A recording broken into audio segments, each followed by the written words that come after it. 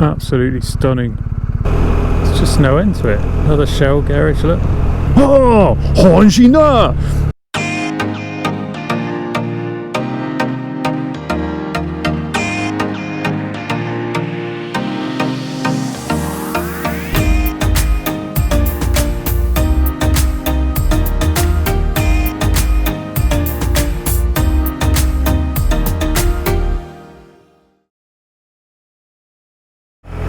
Well, good morning and welcome to day 4 of our trip from Caen to Bilbao by motorcycle.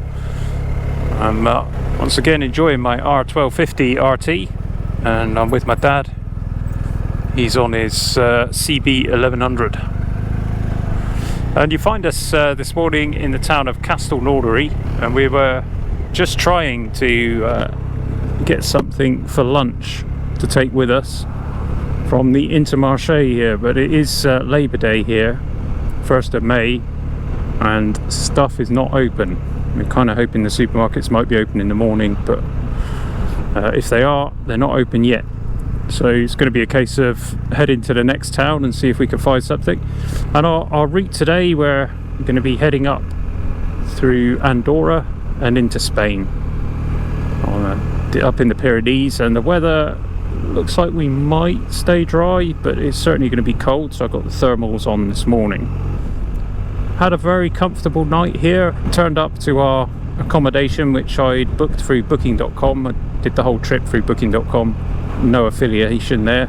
It's just the platform I tend to use. I've never had a problem with it in all the years I've been using it, until last night when we turned up and it was absolutely obvious that they didn't have our booking. We got rooms anyway, but they charged us at the normal rate, so I didn't get the booking.com discount. It's only a few euros, but I was a bit fed up. This place here, Ibis Styles, that's where we stayed. And apart from the problem there with the booking, it was very nice. Rainfall shower, just what I needed after getting a bit wet yesterday. I was very tired. I slept the whole night, which is very unusual for me. And I didn't want to get up this morning because I'm still tired, so this trip is certainly taking its toll. Anyway, interestingly, the lady at the reception desk in the hotel seemed quite fed up that we didn't have the booking, and then she gave us the keys and didn't ask for payment. I hadn't paid with the booking, so I did say, do you want us to pay now or in the morning? And suddenly she perked up. I think she had assumed that we'd paid for everything through booking.com and it hadn't come through on her system. So we didn't have dinner there last night. We actually had a Mackie D's on the way to Castelnaudary. We're so tired, and it being Sunday, everything's shut, so you are kind of limited in your options. So Mackie D's it was, and it was rubbish. But nonetheless, there we go. That's what we had for dinner. I did grab myself a nice refreshing beer at the bar later on in the evening. And that cost me €7.50, which I felt was a little bit steep. Anyway, the room was just shy of €116 for the night, and that did include breakfast, usual sort of fare of bread and pastries, bit of meat and cheese, that kind of thing, which is absolutely fine. I feel ready for the day and looking forward to it. It'll be much faster roads today than it has been previously. I think once we've got to Mirepoix, we end up getting on a motorway. So we go up into the Pyrenees towards, in fact, through Axley-Therme, which is, I've not been there, my wife has. She says it's very picturesque, so we might stop there, but I suspect it might be a bit of a tourist trap, particularly on the public holiday, but we'll see.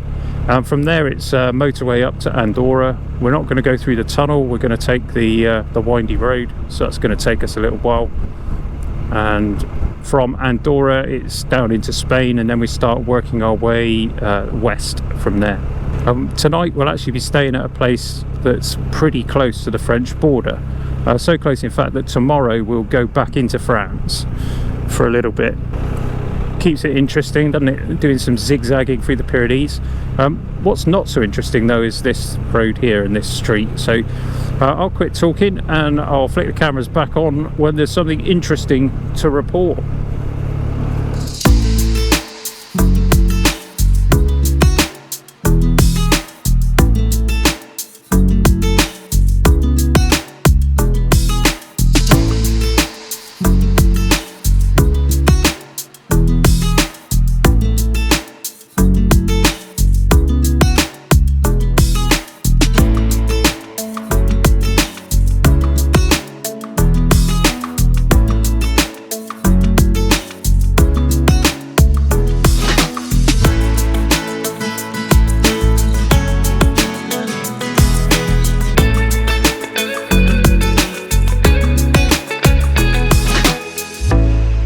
that film years ago with Sylvester Stallone, where everyone gets trapped in a tunnel, and I think that's had an effect on me.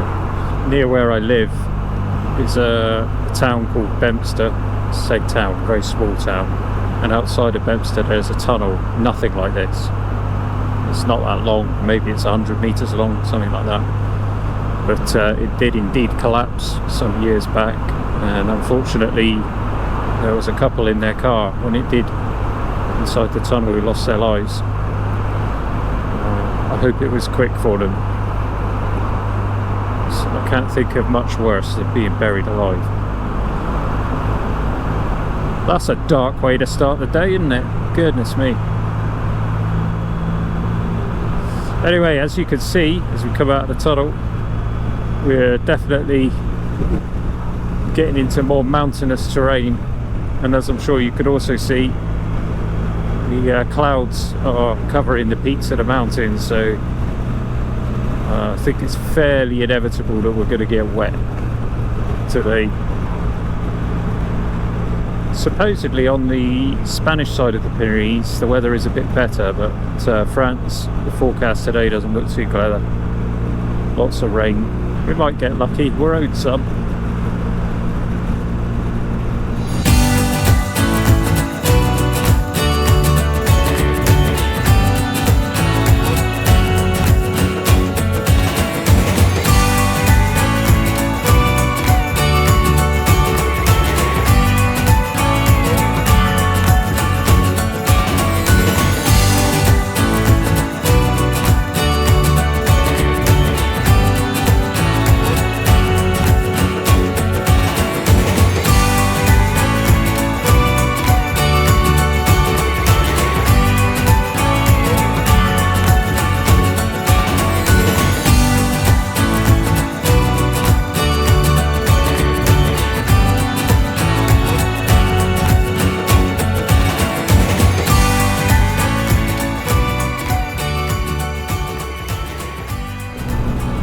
I had a few drops of rain coming,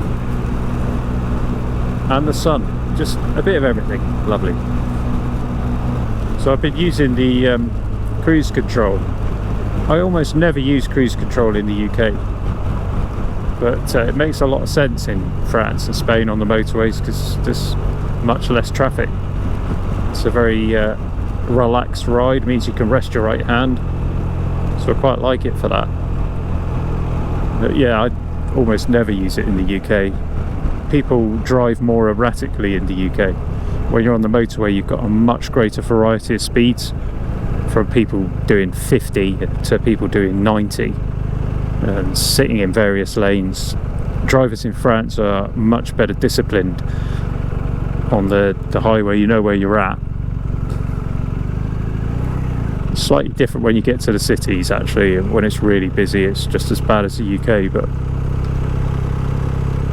here it's alright out in the rurals. There are parts of France, actually South France, people do like to drive very close to your back bumper as well, but they don't mean anything by it. I don't think, it's just the way they do it. Another supermarket completely shut.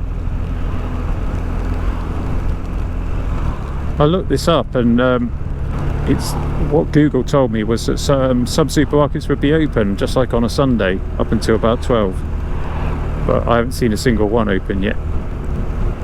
And it's not just us as well. I've seen where we started this morning, there were various locals waiting around at the supermarket to see if it would open, so obviously they were expecting it to open as well.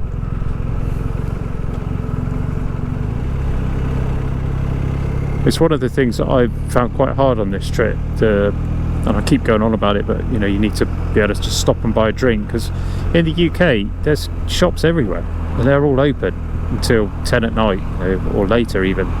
It's not a problem to get anything, so you can travel light. It just doesn't seem to be possible to do that. There is a bakery open there. Let's try this Super U. See if there's anything doing here. No, that's shut as well. Oh well, the search continues.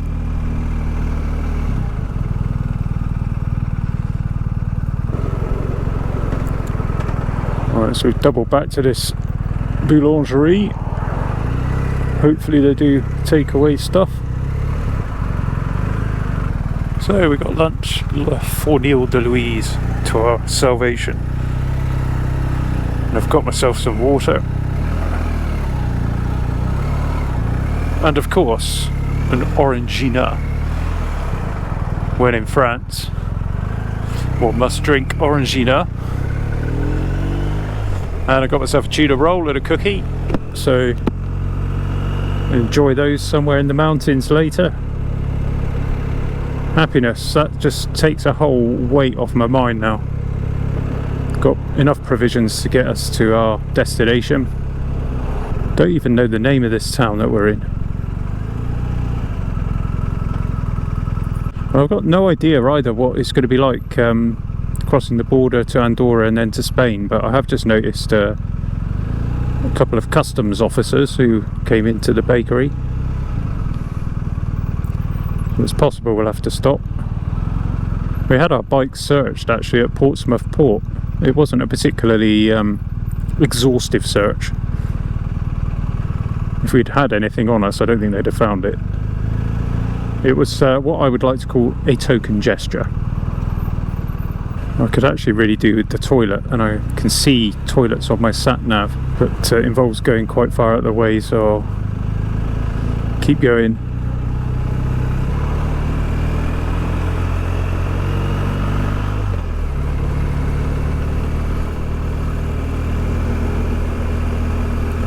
What an amazing place to live. I wonder if the people who live here just take it for granted. Because we do, don't we? I mean, I live in quite a nice part of the world, and you do tend to become accustomed to your surroundings. Oh, this is a majestic sight. And the sky's looking promising.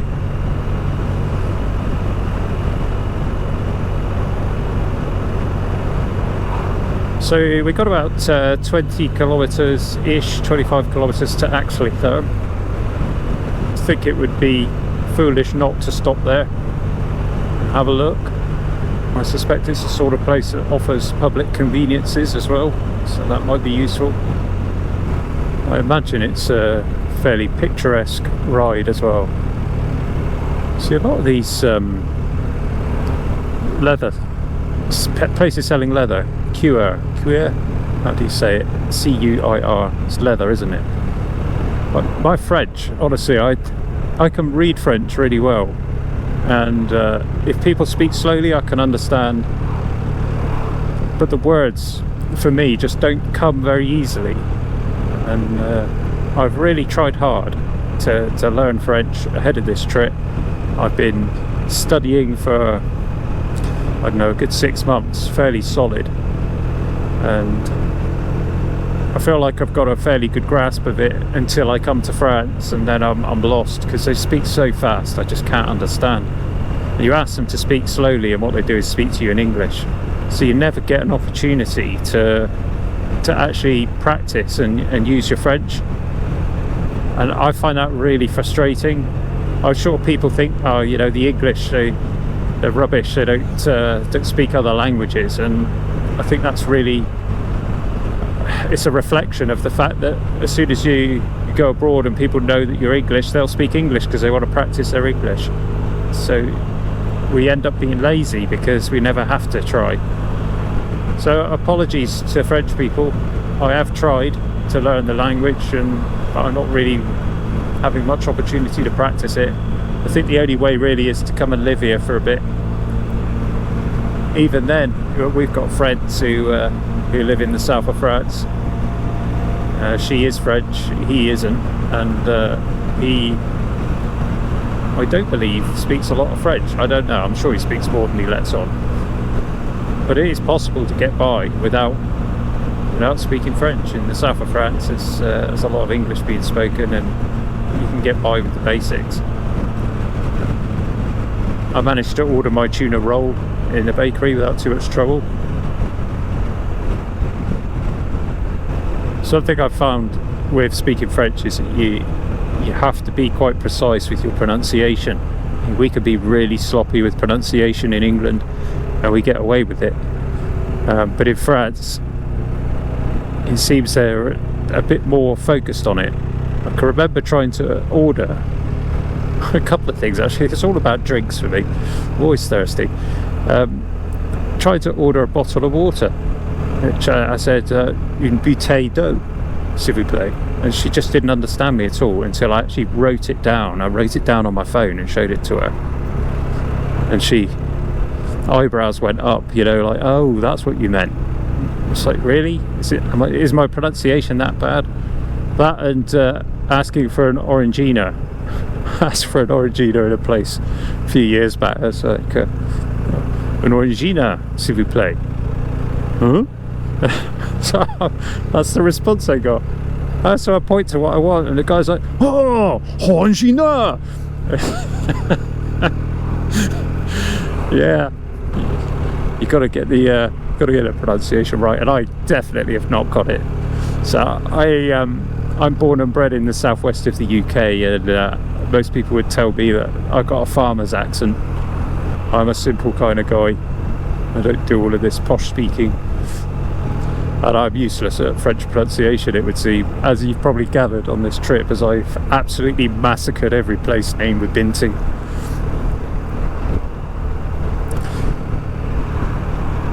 Anyway, I think what I'll do is I'll take a pause here, and I'm going to enjoy the ride. I'll probably flick the cameras back on at Axley-Thurb. I'll leave them on for a bit, and yeah, I'll join you again once we get to Axley-Thurb.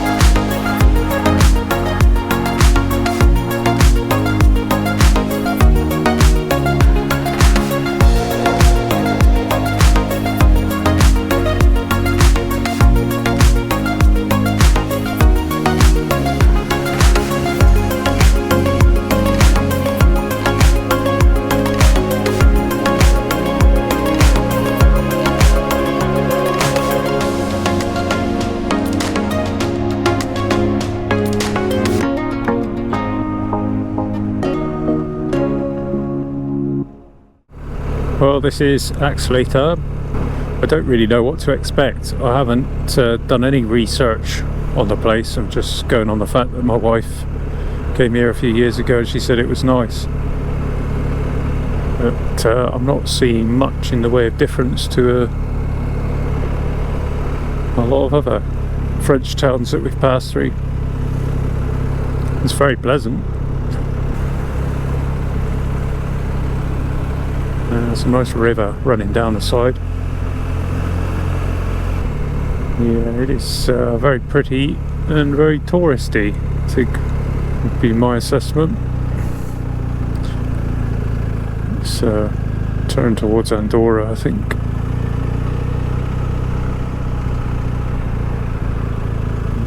Yeah, so my conclusion is Axley-Thurb, a nice town, and if I was travelling by car with the family or my wife, I'd probably stop and linger, but we didn't see anything I particularly wanted to stop for there, so we decided to just carry on to Andorra. I'd rather stop somewhere in the mountains and enjoy the beautiful scenery. There's probably a whole section of that town somewhere that we just didn't see as we were driving through that's absolutely stunning. Since I haven't done any research, I'll never know. So when I looked at the map to figure out where we were going into Andorra, this is the tunnel and the mountain road combo. We've just gone past the tunnel. I managed to switch my camera off just at the wrong moment. Obviously this is still a little way away from the town of Andorra la Vella. We've got quite the traffic jam going on here. Don't know why I'm sat in the queue really.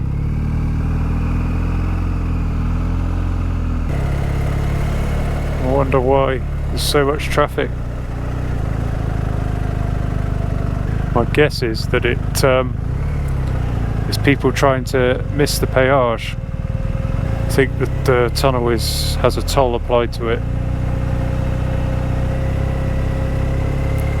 So it was roadworks and just one lane open, but it seemed to be that the people coming down the hill were just going through the red light.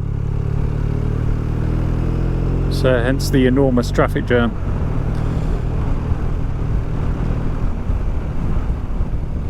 Anyway, it is another 40 kilometers or something from here to Andorra la Vella. I don't know where the actual border is with the Principality. So if you're not familiar with Andorra, it is a principality, a tax haven. It's bigger than places like Monaco.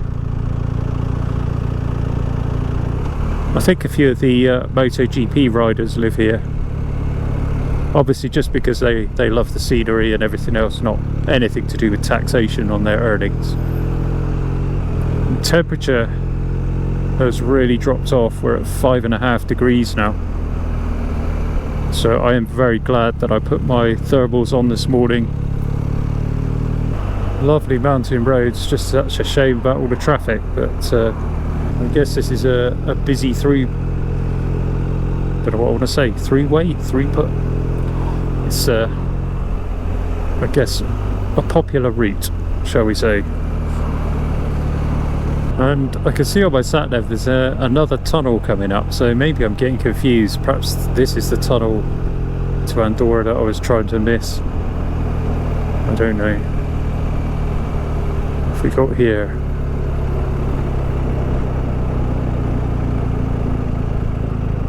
Border control. Do we need to stop, or I'm just going through? Not being asked to stop. I'm guessing they would have indicated if they did want us to. So I assume we're now in Andorra, unless that was the French passport control and customs.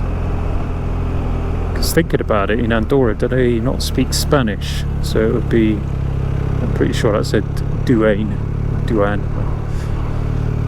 which is the French word for customs. And I think, given the snow that's up there on that mountain, the tunnel is going to be the way forward. I'm sure they've cleared the road, but we'll assess when we get a bit closer. I think that other tunnel we went past must have been the tunnel into towards Barcelona. Goes straight into Spain. Battery died at an inopportune moment there. Just stopped briefly in this parking area to take a picture of these stunning mountains with all the snow on them. And it is cold here, 4.5 degrees. And there's a lot of traffic. But we had the choice of the tunnel or the mountain pass. No contest really, is it? We're going to take the mountain pass. Lots of cars on it, so must be clear. Don't see any snow on any of them. Sure, we're fine. 'Tis the 1st of May after all. El Pas de la Casa. So, some sort of ski resort. Yeah, I was wondering whether we are in Andorra because of the customs post back along, but we clearly are because the signage is now in Spanish.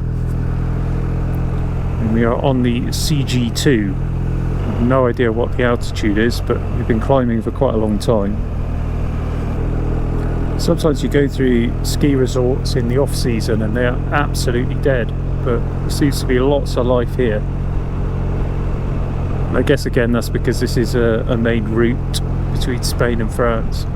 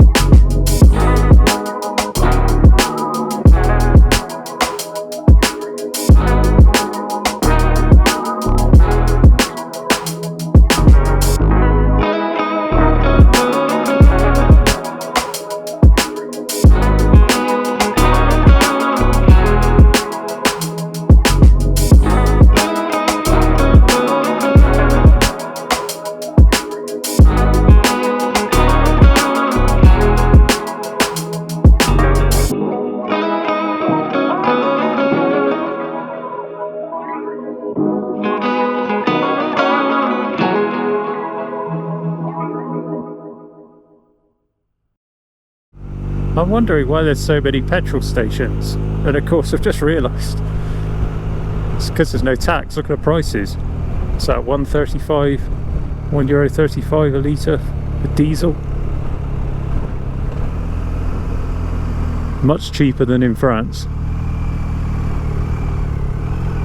Look at them all. BP and ELF. I'm guessing that's why people come through here. Or maybe not. It's possibly also to do with that amazing scenery. It's so uplifting being in the mountains. And heated grips are doing a wonderful job, as is my heated seat. 2.5 degrees up here on the top. We start our descent.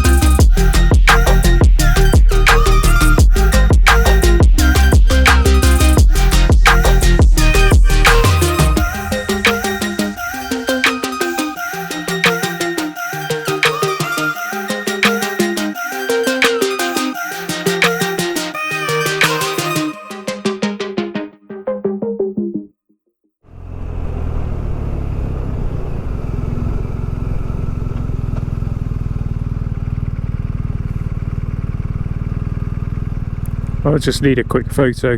Who knows when I'll be back here.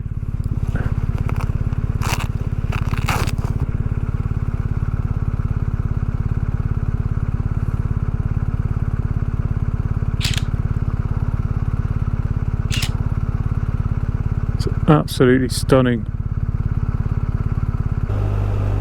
Hairpin bends can be a lot of fun on a motorcycle once you've got the technique right, and I'm not saying that I've got it right, but when you're coming down, I tend to use the gears to slow me down. When I'm going up and slipping the clutch, you've got to look at where you want to be. It's no good looking at the road right in front of you. You've got to look at where you're going, which means looking off to the left for this corner,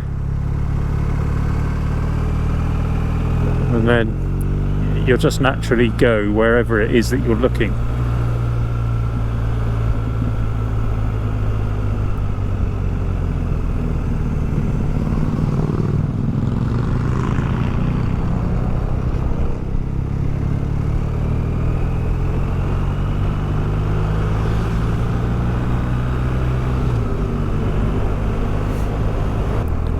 And here we are now on the other side of the tunnel. I think we chose the better portion. Definitely better going over the mountain. There we go. Dad's waited for me.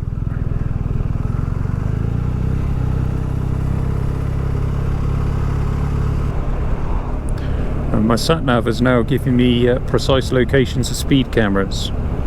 which is illegal in France. So it automatically switches when you're in France to just say dangerous road segment, but it doesn't tell you exactly where the camera is. Not that I'm speeding and need to be worried about it. Just as an aside, if you're wondering. And the sat nav that I'm using here is not the standard BMW navigator, which you pay huge amounts of money for. It's my Garmin, and I can't actually remember the name of the model off the top of my head, so that's a bit of useless information. Anyway, if I haven't published it already, there will soon be coming to the channel a video on this sat nav and how I've mounted it onto the BMW mounting point. Got quite a nice little solution for that, so if you're interested, please subscribe to the channel. And probably you need to ring the bell thing. I hate asking people to do this stuff, but on my main channel I've got over 36,000 subscribers, and the thing I get told quite often is that they don't get shown the content. So when I release a new video, they don't see it. So YouTube doesn't even show my content to my subscribers, doesn't even bring it up on their page, you know. You can see that when you look at the analytics, because you can see how many impressions it's had. So unless you ring the bell, you won't get notified, and it hurts the channel. So if you're able to do that, I'm very grateful to you. I'm planning all types of content to do with motorcycling. I don't know how prolific I'll be with posting. I've certainly got plenty to keep me going through the summer. Might dry up a bit in the winter, but yeah, hopefully there's something of interest for everyone. Be doing some bike reviews. A friend of mine has just bought a BMW K1600, and he did say I could have a ride on it and do a review. I'd be interested to do that, and I'd be interested to get him to ride this one, because he's had a few BMWs, and I'd be interested to see what he makes of the RT. I love the wooden balconies on these buildings. Everything looks really clean and new and tidy, doesn't it? I wonder if that's because there's lots of money washing around in Andorra.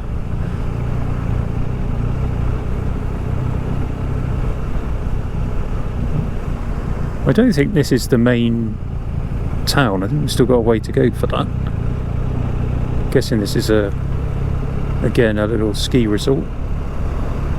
Seems to be quite a few slopes nearby.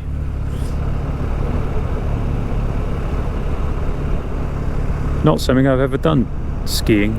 I think I probably would enjoy it.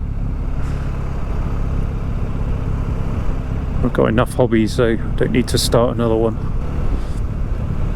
So in addition to riding motorcycles, my other YouTube channel is all focused on tech. I love tech, a bit of a geek, hence the name Constant Geekery, CG Rides. And I love guitars as well.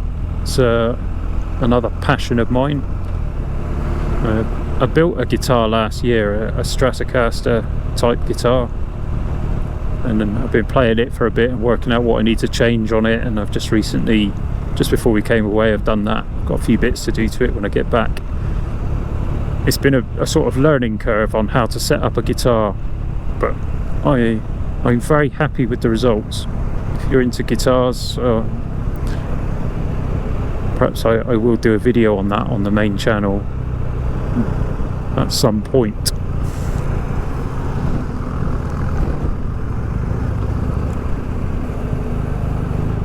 Currently doing 36 in a 70. I feel like we could be going a little bit quicker. I'm being slowed down by this Toyota. Look at that beautiful timber construction. Lovely. And looking at the indicator flashing on my dad's bike, he's forgotten to cancel it. Reminds me of a feature that's on this BMW, and that is self-cancelling indicators. I haven't managed to work out exactly what causes them to cancel, but it's not on a timer, so it must be to do with lean angle sensor. One slight irritation though is they will cancel if you're doing filtering like we did a little bit earlier in the traffic jam. The indicator won't stay on. Well, it's certainly warming up. We're already up to 9 degrees now from 2.5 at the peak there, which was only what, 15 minutes ago. You do get these extremes of temperature whenever you're riding in the mountains, and dressing for it is quite difficult. My recommendation is thin layers that you can easily remove and add to if you need to. And if you have a merino wool base layer, they do cost a bit more, but they both keep you warm and cool, so you don't overheat. So I've got some merino wool leggings on under my jeans, which are doing a grand job, but they're very thin, they're not cumbersome or uncomfortable. I've got my usual vest plus t-shirt, and then I've got again a merino wool long sleeve top on over the top of that, and I haven't felt cold at all. With the heated seat obviously helps a little bit, and heated grips keeping my hands warm. I would say heated grips are pretty essential for a touring motorcycle. If your bike doesn't come with them, they're inexpensive to add, well worth doing. Makes a huge difference because it's not just your hands, it's your extremities get cold, but as the blood goes through your fingers and gets heated by the grips, it actually ends up warming more of your body than you think, so they make a big difference. Well, I messed up there. Just coming through the main city in Andorra and forgot to start my camera. What an idiot. So sorry if you're hoping to see a bit of Andorra la Vella. This place is crammed in. There's a lot of buildings crammed into this valley here, and the temperature, it's up to, well, it says 18.5 now. It said 19 a moment ago. That's crazy in just that short space of road to go from one extreme to the other. It's quite warm now, and there's a huge number of motorcycles around here, and a lot of them do seem to have Andorra number plates as well. It's a really interesting place. I think I would like to come back here and explore it a bit more, but I'm conscious it's nearly 2 o'clock already, and we're not even in Spain yet. We've got a fair bit of riding to do once we get into Spain, so just got to keep on moving. We are going to fill up before we leave Andorra. Might as well take advantage of the cheaper fuel. I've never seen so many fuel stations in one place. They're everywhere. My guess is that everybody stops here for fuel as they're crossing from France to Spain or vice versa, so they need lots of fuel stations. Either that, or the Andorran population that really love their engines and spend a lot of time driving. It's a cool structure. Is that holding the bridge up? Wow, really smart.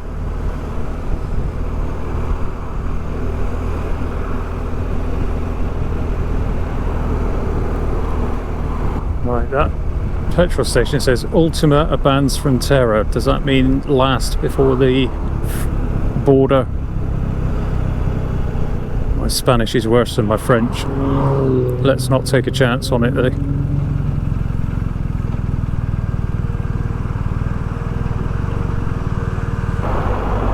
Well, that was Andorra. We're leaving now through the tunnel and heading into Spain. Managed to get almost 10 litres of cheaper fuel into my tank. All good fun. There's me thinking we're leaving Andorra and we're still in Andorra. Perhaps that's not the tunnel I was thinking of. Maybe there's another one.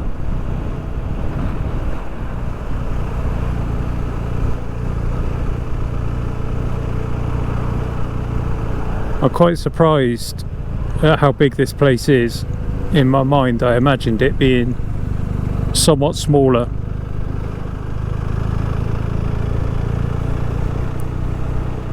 There's obviously a lot of people trying to live here, lots of apartment buildings everywhere. Be interested to have a look at the property prices at some point and see how expensive it is.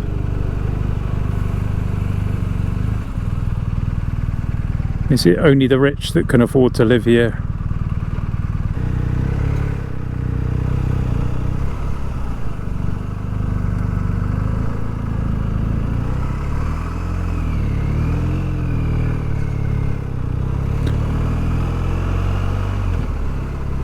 That definitely wasn't the last petrol station in Andorra before the border either, but it might have been the last Repsol station, I guess. I mean, if anyone ever dropped an explosive device onto Andorra, all of these petrol stations are going to go up. I mean, obviously no one's going to do that, but there's more petrol in there per square mile in this place than anywhere else, I reckon. Just no end to it. Another Shell garage, look. Total garage, BP garage.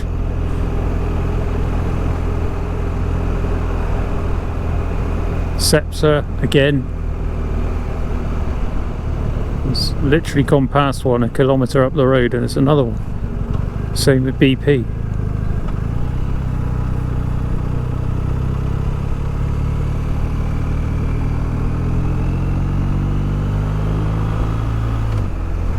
A sign for private bankers probably tells you all you need to know. I'm feeling really hot because it's 20 degrees and I've just realised I've still got my heated seat on and my grips. Oh, what a plank. Let's turn those off. Something I do like about the R1250RT is this wonder wheel here on the left handlebar, so you can roll it and push it left and right, and that's how you control the menu. If you've got the official BMW sat nav, you can also control that with the wheel, which would be useful. I used to use it on my previous BMW to zoom in and out on the sat nav, so I do miss that. I don't miss it enough to want to buy the BMW Navigator though.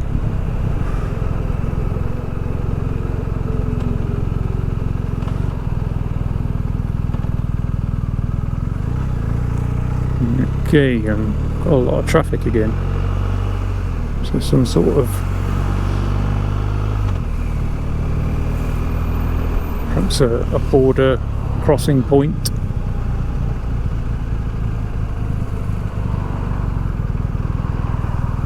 Looks like we are about to leave Andorra. Duana, Zona Duana, so that's passport control customs, isn't it?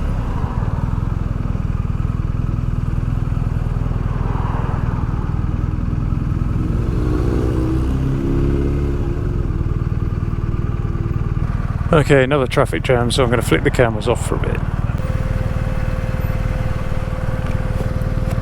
So as we're leaving Andorra, we have to come through customs, Spanish customs. There's a bit of a queue here as everyone gets out of the goods to declare lane into the nothing to declare lane, obviously.